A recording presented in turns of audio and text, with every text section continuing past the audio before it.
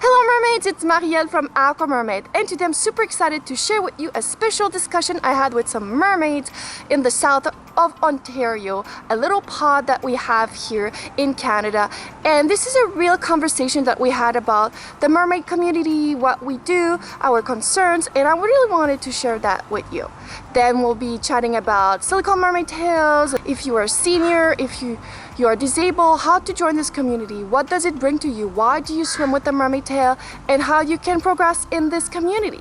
Then have fun and let me know what you think. For all these people who think that, oh, I want to get a silicone tail as soon as possible, you really have to understand what you're getting yourself into. Like it's a massive time commitment. It's not something you just slap on and go for a swim. It's all preference, and I think that that's one thing that I absolutely love about this community is that there's so many different ways that you can customize this to yourself. Yeah. You know, like this to me, this ocean-esque tail with the aesthetically pleasing, but I still have power, the paint job, the scales, the fluke, the drainage holes, the monofin. This is exactly what I wanted. I had thought about it for a very long time. It's an investment, you know? And it's also a huge part of your life. Like really, I think of this as my second skin. And one thing that's worth mentioning, again, with this whole argument of waiting before you get your silicone tail, and I'm curious if it's the same with you, when I first started getting into mermaiding, I had this idea of what my dream tail was going to be. The tail I thought I was going to want when I started versus the tail I ended up getting in the end were dramatically different, aesthetically, just purely aesthetically. Yeah. As you get into the community and you start to see your mersona starts to come out. You don't walk into this with your mersona, you come into it and you let your mersona evolve. Yeah. It changes. And if you come in and you're like, oh, I'm going to spend $4,000, $3,000, even $2,000 on a silicone tail, and then you realize 6 months later, as you sort of everything starts to coalesce and you develop your identity, and it's like, well, now I'm stuck with a tail that doesn't fit. Yeah. I probably waited for about 4.5 years before I got a silicone tail. And that's something about doing a lot of research is that when the perfect opportunity comes along, like an amazing sale, you're ready to jump. And you're confident you're not making a mistake. And if you're just like, day one, oh, I'm just gonna buy this tail.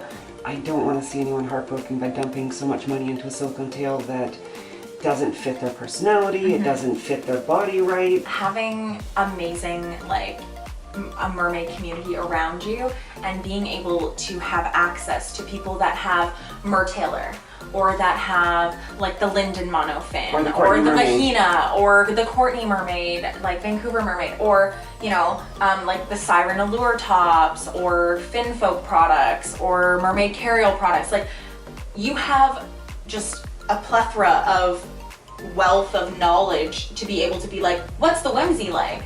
What's this one like? What's this one like? What's this one like? Can I try it? Can I try it with the monofin? Do you mind if I see the quality of the fabric that they're using? And I feel like does it give you blisters? Does it give you blisters? You know, that's also important. Will I need neoprene socks to wear this tail?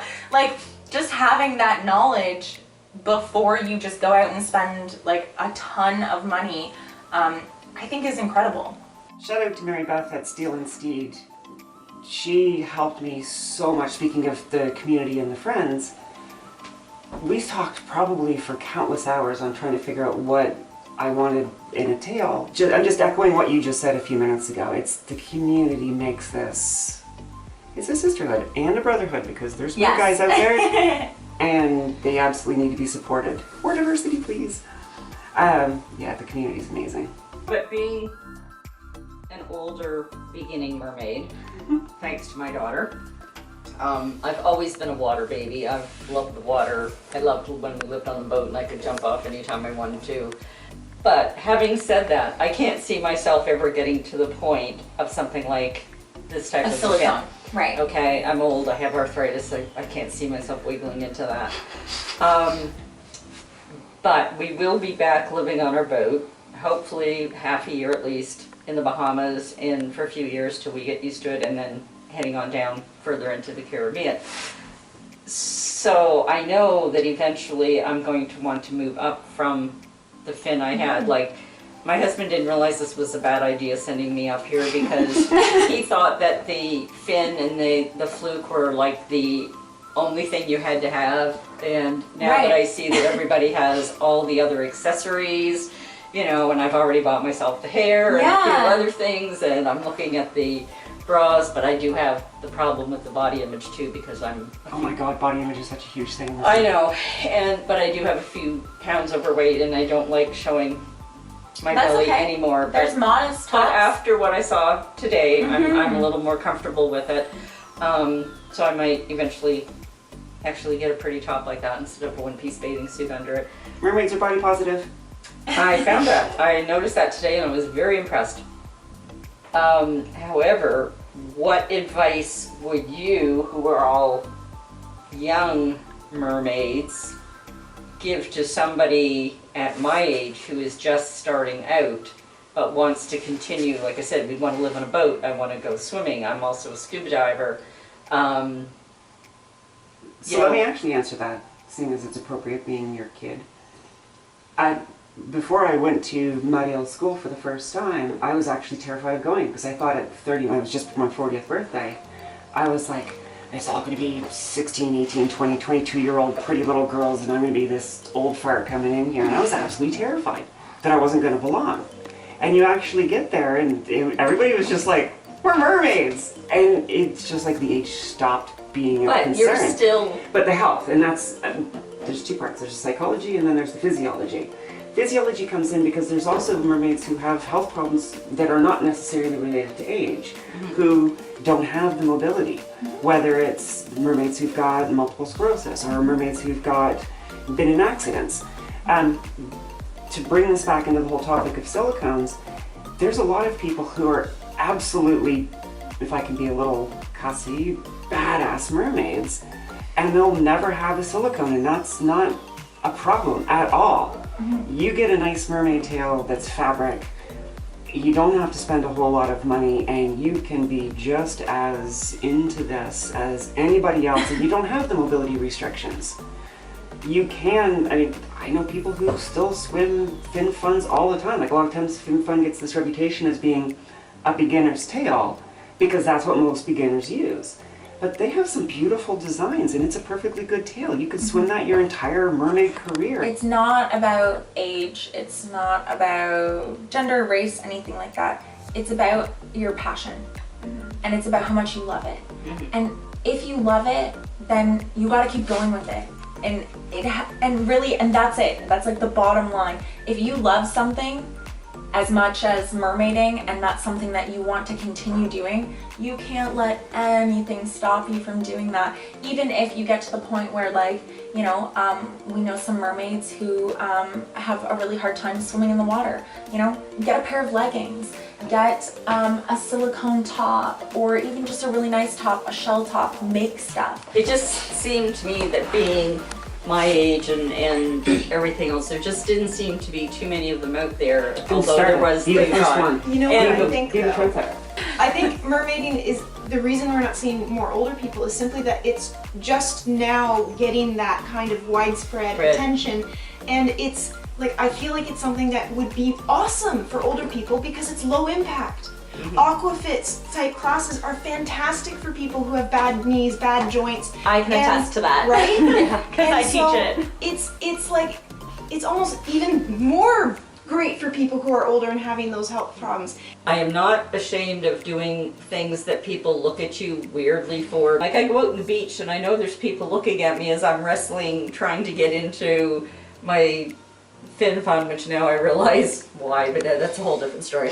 But, you know, I get out there and I know there's people looking at me and everything. And one time I went just recently and I went to a beach and I didn't have my fin with me. We were just going after working on the boat.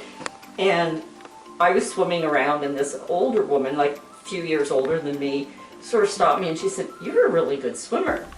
And I said, "Well, I've been swimming my entire life." And she said, "Well, I love the water, but I don't know how to swim." And she's 67, she's in Tarpon Springs, had a Greek accent, the whole thing.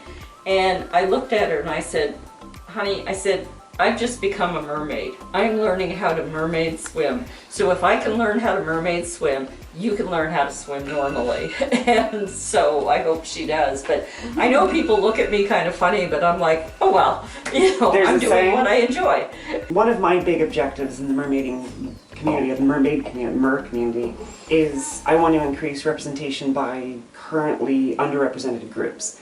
And I have a guy friend who was like, I always wanted to do this, but I thought it was for girls. So finally got him to work up the courage, and he bought a fin fun tail, and we were swimming. And just the second time we were swimming, there was this little boy who came dashing across the pool. She shouldn't be running, but goes right up to Kevin, not me, and he goes, "I love your tail," and then runs off to the change room because their swim is over.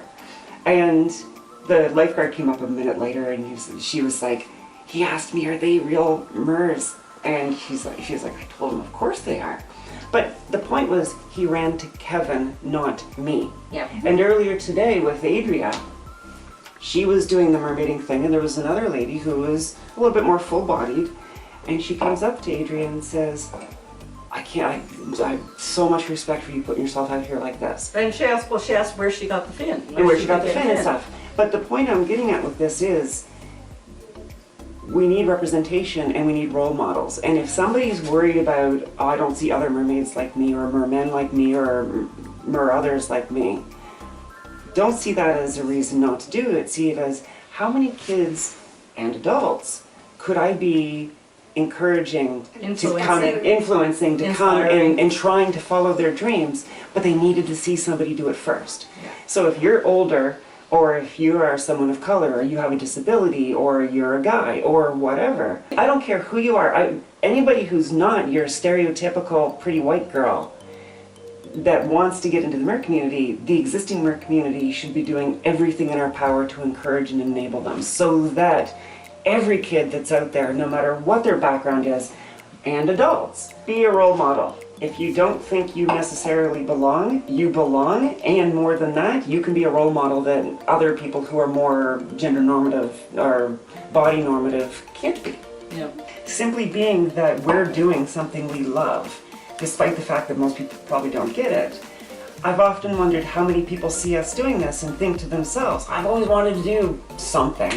And it's like, I always thought it was weird, but geez, they're doing it. Yeah. How many people have gone home and taken up a dream that had nothing to do with mermaiding just because they saw mermaids? And it's like, well, geez, they can do it. If they can be a mermaid, then I can do this. Whatever. To me, if you imagine yourself swimming in the water with a tail and you smile, you're a mermaid. Everything else beyond that is flourish. If you are passionate about something and you want to do it, even just wear your leggings in the water. And no one should ever have to feel that they have to give something up. There's always a way to make things work. No matter what it is, there's always a way to be able to make things work, to keep going with your passion.